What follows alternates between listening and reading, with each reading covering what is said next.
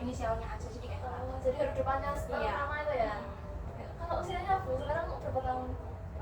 Untuk tahun ini saya sudah 26 tahun. 26 tahun ya? Iya. Berarti kelahiran tahun 98. Iya benar. Kalau jabatannya di profesi Ibu sekarang ini? Kalau saya sekarang masih puji Tuhan udah guru ya, biarpun masih GTT tapi ya guru kelas, wali kelas juga. Jadi nggak cuma jadi guru mata pelajaran tapi juga jadi guru wali kelas gitu ya? Iya. Kalau pengalaman kerja sebelumnya Bu, pengalaman kerja sebelum Bu Era ini jadi guru ini, ada nggak Bu pekerjaan yang Ibu lakukan yang berhubungan dengan mengajar ini? Untuk mengajar ada, saya dulu pernah mengajar di universitas. Universitas mana? Universitas Walayla di Thailand. Oh, jauh ya? Iya jauh. Itu enak nggak Bu ngajar mahasiswanya? Kalau mahasiswa tuh ada enak ada enggaknya. Enaknya karena udah dewasa jadi lebih satset, lebih paham, kita kasih instruksi mereka cepat tanggap kayak gitu. Kalau nggak enaknya ya namanya juga mahasiswa, pusing-pusingnya akhirnya banyak banyak tugas tuh kayak mundur kayak gitu. Kadang misal deadline tanggal 2, nanti mereka bisa ngumpulin tanggal 4 gitu. Oh maaf ini barengan sama acara ini, acara itu, kerjaan. Kan sudah banyak mahasiswa yang sudah kerja juga. Jadi banyak yang sering ngumpulin tugas Iya. gitu ya. Kalau latar belakang pendidikannya Bu gimana? Ya kalau ini kebetulan saya murni dari pendidikan bahasa dan sastra Jawa. Jadi memang dari awal sudah murni pendidikan, akhirnya diarahkan ya karirnya nanti jadi guru gitu. Iya. Berarti nyambung dari jurusannya diambil gitu ya Bu ya? Kalau pelatihan-pelatihan yang mendukung buat profesional Ibu ini ada nggak? Kalau pelatihan saya dulu ikut seminar. Seminar itu ketika di kampus memang mendekati waktu lulus disediakan banyak sekali seminar untuk mahasiswa yang memang masuknya nanti ke dunia pendidikan karena kan nanti hubungan langsung sama siswa, jadi harus siap mental, harus apa aja sih yang dibutuhin itu harus tahu benar. Kalau ini Bu, lamanya Ibu jadi guru ini udah berapa? Kalau saya setelah lulus itu masih 1,5 tahun. Kalau waktu saya skripsi itu sudah 1 tahun. Ditambah dulu yang ngajar itu di universitas itu juga pernah ada sih. Berarti udah sekitar 1 tahun lebih gitu ya? Iya, udah 1 tahun. Yang bikin Ibu ini tertarik sama profesinya Ibu sekarang itu apa sih? Yang bikin tertarik apa ya? Karena saya datangnya juga dari dunia keluarga saya itu banyak yang jadi guru. Akhirnya karena banyak yang jadi guru, ya secara langsung nggak langsung sih ke bawah juga jadi guru gitu. Terus karena mama saya kebetulan juga guru, diarahkan aja pendidikan aja, ini nanti pendidikan gini langsung bisa daftar sekolah dan sebagainya. Kalau misalnya ambil yang murni itu belum tentu setelah lulus nanti bisa dapat kerjaan langsung. Kalau sebelum Ibu ini mencapai profesinya Ibu yang sekarang ini apa ya? Itu ada nggak Bu kayak perencanaan dalam mendapatkan karirnya Ibu yang sekarang ini? Yang perencanaan terarah gitu? Ada, itu sejak saya SMA. Iya. Dulu itu kan ada yang namanya tes bakat dan minat gitu. Nah itu kebetulan saya di IPS dan bahasa. Nah itu karena saya nggak terlalu kalau eksa kayak itu kan nggak untuk semua orang. Nah saya diarahkan nanti bisa masuk pendidikan atau bisa masuk kayak sosial seperti itu. Nah kebetulan kalau untuk sosial saya ribet nih, nggak ada yang keluarga saya yang masuk di dunia sosial. Akhirnya saya yaudah pendidikan bahasa saja. Nah itu lanjut, nanti kok saya ambil bahasa Jawa kenapa? Itu karena jangka panjangnya, kata mama saya nih. Jadi kata orang tua saya, nanti jangka panjangnya bahasa Jawa itu kepake. Bahasa daerah kan ikut masuk lagi, ada lagi, nanti saingannya juga nggak banyak.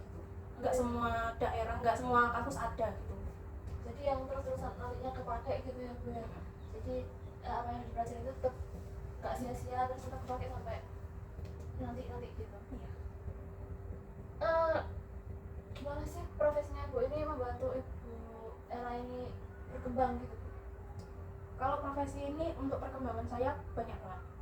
Pertama, saya itu dulu orangnya introvert sekali, Iya, iya. Jadi ketika saya dulu introvert, terus jadi guru kan mau nggak mau harus berhubungan sama banyak murid, terus harus berhubungan sama guru yang lain. Dan kita kan kalau jadi guru nggak mungkin cuma pegang satu kelas, Iya. harus ngajar beberapa kelas, berhubungan sama segitu banyaknya anak. Jadi itu melatih saya gimana saya mengembangkan diri untuk berhubungan dengan orang lain, terus kemampuan sosial saya juga lebih baik lagi. Terus saya juga harus bisa untuk merencanakan apa yang akan saya sampaikan di kelas. Itu luar biasa sekali saya berkembangnya. Dulu saya sebatas mau makan apa ya itu bingung. Sekarang nanti aku untuk satu semester itu harus membahas apa aja, terus nanti ada medianya apa saja, saya harus bisa memastikan itu.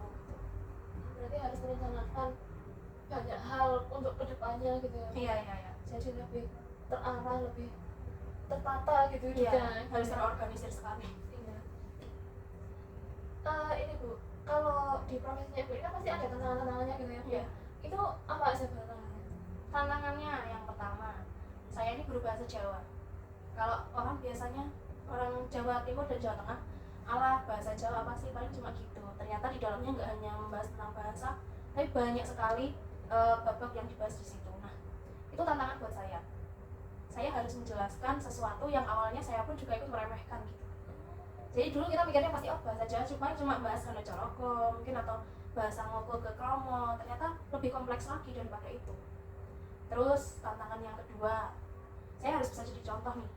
Saya harus bisa jadi contoh gimana nanti saya menggunakan bahasa Jawa itu dengan baik dan benar supaya bisa dicontoh sama murid saya. Sedangkan namanya juga apa ya, saya bukan dari keluarga yang saklek banget nih bahasa Jawanya.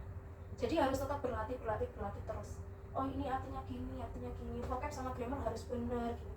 Jadi itu lumayan berat ya, apalagi untuk anak-anak zaman sekarang mungkin nggak terlalu kenal sama bahasa Jawa. Mereka kebanyakan bahasa ibunya sudah bahasa Indonesia. Itu susah sekali untuk mengubahnya. Kadang-kadang juga ada yang dari awal dari kecil yang dipelajari itu bahasa Inggris juga. Iya, bahasa Inggris. Itu dari tantangan-tantangan tadi itu ngatasinya gimana? Tantangan itu kalau buat saya kayak challenge ya. Jadi saya cara mengatasinya, saya mungkin kadang browsing, lihat di YouTube gimana sih caranya biar pembelajaran saya itu menarik. Jadi anak-anak itu nggak fokus, oh pelajarannya Bu Era itu susah, oh pelajarannya Bu Era itu nggak seru. Gimana caranya saya membungkus materi yang tidak seru dan susah itu tadi supaya anak-anak bisa menangkap dengan baik. Jadi nanti misalnya saya bikin ice breaking nih, anak-anak kan jadi ingat, oh dulu aku ice breaking sama Bu Era waktu ini ada pertanyaan gini, terus nanti jawabannya tuh gini gitu. Jadi kan itu lebih memudahkan gurunya juga sama siswanya. Gurunya lebih mudah dalam menyampaikan materi, nanti siswanya juga lebih mudah untuk mengingat-ingat materinya seperti itu. Kalau targetnya Bu Era dalam 5 tahun depan ini Bu, apa dengan profesinya? Target ya, oke, karena saya ini masih GTT ya Bu ya. Target saya untuk 5 tahun ke depan kalau bisa udah masuk Dapodik, sudah ke PPG, sudah jadi minimal P3K atau puji Tuhan nanti misalnya bisa masuk PNS seperti itu. Atau bisa juga nanti saya pindah ke sekolah yang lebih baik lagi, nanti bisa dapat pendapatan yang lebih baik lagi seperti itu.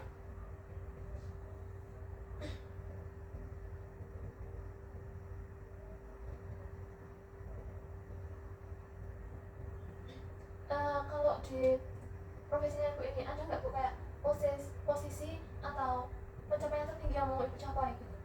Pencapaian tertinggi, kalau saya pengennya jadi guru penggerak atau PP lah ya. Jadi bisa juga nanti kalau ada kesempatan saya bisa jadi kepala sekolah. Jadi kan namanya juga guru ya, nanti kalau udah bisa jadi kepala sekolah nanti kan selain tambahnya tanggung jawab kan pendapatan juga bisa lebih meningkat lagi kan ya. Pendapatanku penting gitu. Iya. Buat kiat-kiat sukses ini Bu, gimana nih buat biar bisa sukses dalam profesi menjadi guru ini? Kalau untuk kiat-kiat sukses ya, pertama telaten Mbak. Jadi harus telaten dulu, gimana nanti cari peluang. Tuh harus cek terus nih. Misal saya GTT harus tahu gimana peluang, oh nanti misal saya udah ikut PPG lebih dimudahkan lagi, bisa langsung masuk P3K atau gimana gitu, harus cari info terus. Habis itu nggak boleh gelopro, nggak boleh kita malas-malasan karena kondisi kita yang belum meningkat. Kan ada tuh yang GTT sekian tahun, sekian puluh tahun, harus kejar terus, nggak boleh nanti aku kan masih GTT ya udahlah kerja gini-gini aja, aku bisa bolos kapanpun gitu. Itu menurut saya nggak bertanggung jawab. Jadi itu nanti akan menyusahkan guru-guru yang lain yang menggantikan orang yang malas-malasan itu tadi. Jadi kalau bisa pekerjaan apapun, sekecil apapun, ya udah dilakuin dengan sepenuh hati. Misal saya itu pegang 8 kelas. Banyak ya Bu ya? Iya, per kelas itu isinya minimal 39 sampai 40. Nah, itu untuk ngajar segitu banyak, memasukkan nilai, terus apalagi pendekatan individu anak-anak itu susah sekali. Tapi ya udah kan, karena itu tanggung jawab kita, ya kita lakukan dengan sepenuh hati gitu. Nggak bisa kita, kalau aku cuma guru GTT ya udahlah kerjain sebisaku, istilahnya ngepasin sama gajiku aja gitu. Nah, kalau mau sukses, kalau mau berhasil ya nggak gitu caranya.